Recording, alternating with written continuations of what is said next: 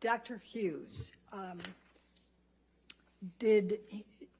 what, if anything, did Dr. Cowan say to you about any type of diagnoses of personality disorders? Dr. Cohen did not diagnose Ms. Heard with any personality disorder. And what, if anything, did Dr. Bonnie Jacobs say about diagnosing Amber Heard with any personality disorders? And Dr. Jacobs similarly did not diagnose Ms. Heard with any personality disorder. Thank you.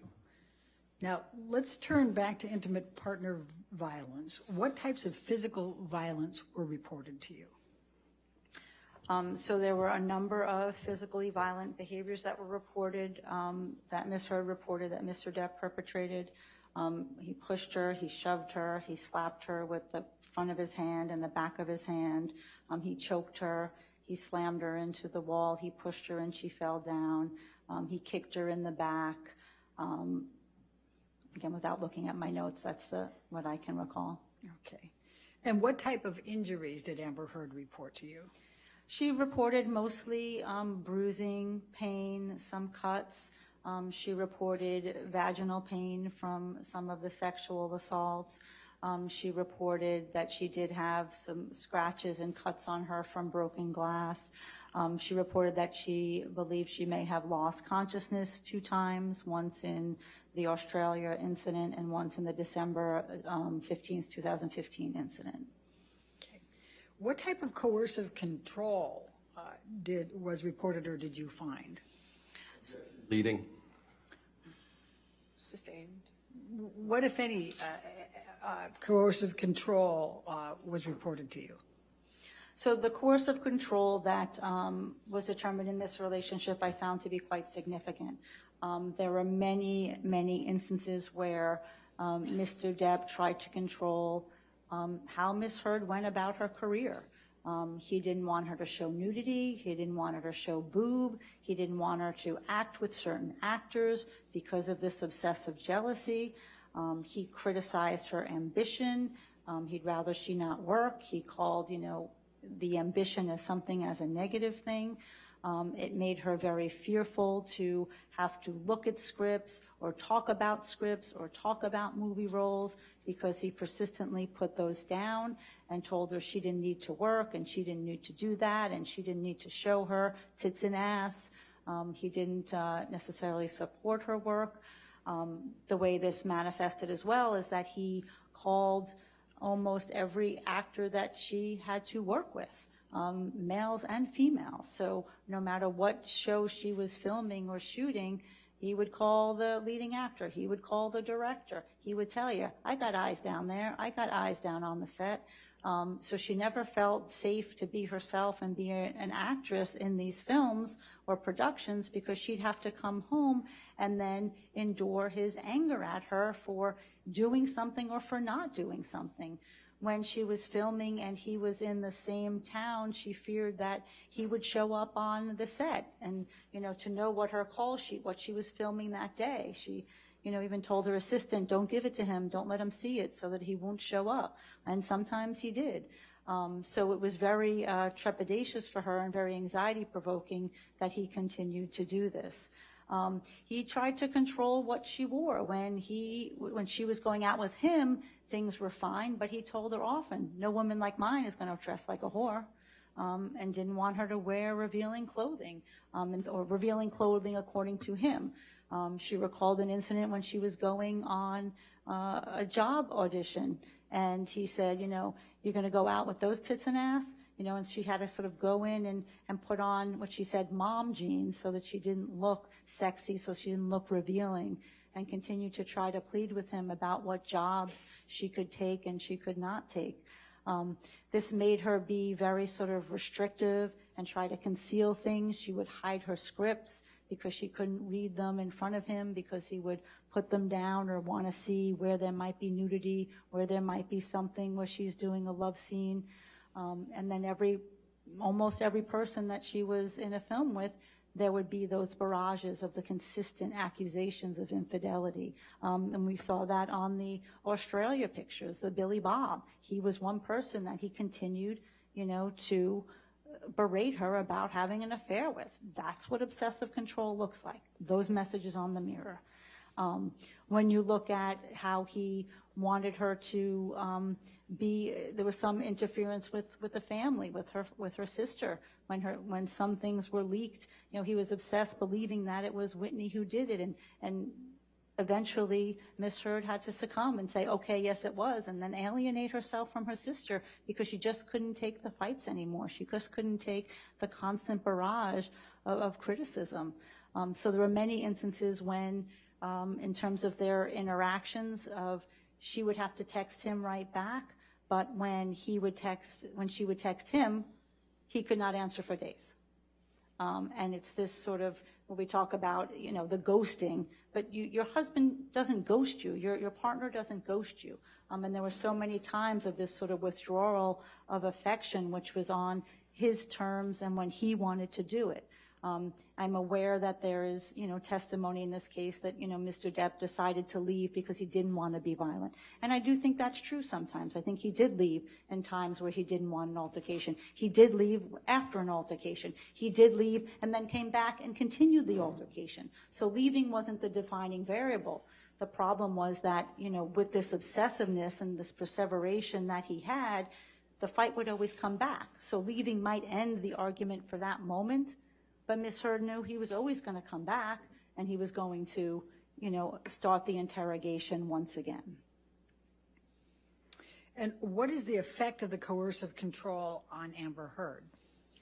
I mean, the effect was drastic. She talked to me that her roles consistently dropped over the time that she was in the relationship with Mr. Depp, just because it was so difficult to go on auditions, to want to be in a different location with him. Whenever she was not on location with him, it was very stressful. It was very anxiety-provoking because of the accusations of infidelity. We heard that through Isaac Baruch's testimony when she called and was saying, babe, there's no one here, there's no one here. That was something that she had to do repeatedly and constantly over the course of the relationship. So it caused a significant amount of anxiety, of distress, of having to try to conceal and maneuver around him to try to have the career that she wanted to have. It made her hypervigilant, and definitely contributed to sort of her psychological symptomatology getting worse over time. What about sexual violence? So there was a number of incidents of sexual violence reported in this relationship. Those are documented early on in Dr. Bonnie Jacobs' notes, where when Mr. Depp was drunk or high, he threw her on the bed, ripped off her nightgown, and tried to have sex with her. There were times when he forced her to give him oral sex when he was angry. These weren't in loving moments. These were angry moments, moments of dominance, moments of him trying to get control over her. There was a time when they were in Hicksville in the trailer, I don't want to say trailer park, but I guess there's trailer park. It is a trailer park, where he was accusing her of a woman hitting on Amber, and that was the problem. Amber got accused of women hitting on her, and it got accused of men hitting on her. So there were so many targets that came through in his obsessive jealousy. But when he, on that incident when Kelly Sue was accused of hitting on Miss Heard, and they went back into the trailer, Mr. Depp performed a cavity search and ostensibly was looking for drugs and felt it acceptable to rip off her nightgown and stick his fingers up her vagina to look for cocaine, thought that maybe she was hiding them there. And again, these incidents often happened in a drug-fueled rage. There was another incident in the Bahamas where when he got angry, he took his fingers and he put them in her vagina and moved her around violently in the closet. Again, an act of sexual violence. And of course, the incident in Australia was one of the most severe instances of sexual violence that Miss Heard had to endure, in which when he was beating her and choking her and telling her, I'm going to fucking kill you, I hate you, I'm going to fucking kill you, and he grabbed a bottle that was on the bar and penetrated her with that bottle. And Miss Heard reported to me of dissociating and going outside of her body, and the only thing she was thinking is, oh God, I hope it's not the broken one. What, if any, psychological abuse did you find? There was a number of psychologically abusive behaviors. As I stated, Ms. Hurd admitted to me and reported that she engaged in those behaviors as well. She reported that she did call him names and offensive comments and said things to him that were horrible, and that she was incredibly saddened and horrified by her behavior. And looking back, she, at this point, not being in the constant barrage of abuse, does not recognize her. The abuse by Mr. Depp, he called her a number of names, frequently whore, slut, cunt, lesbian camp counselor, easy, ambition. Ambition was a weaponized term in that relationship. So he called her a lot of names and humiliated her. And of course, I think we talked about the intimidation tactics that, Mr. Depp was often banging and throwing and hitting things in the household, which sort of got the tension to rise up very significantly, very quickly. Can you tell me how you conducted your analysis to arrive at these conclusions?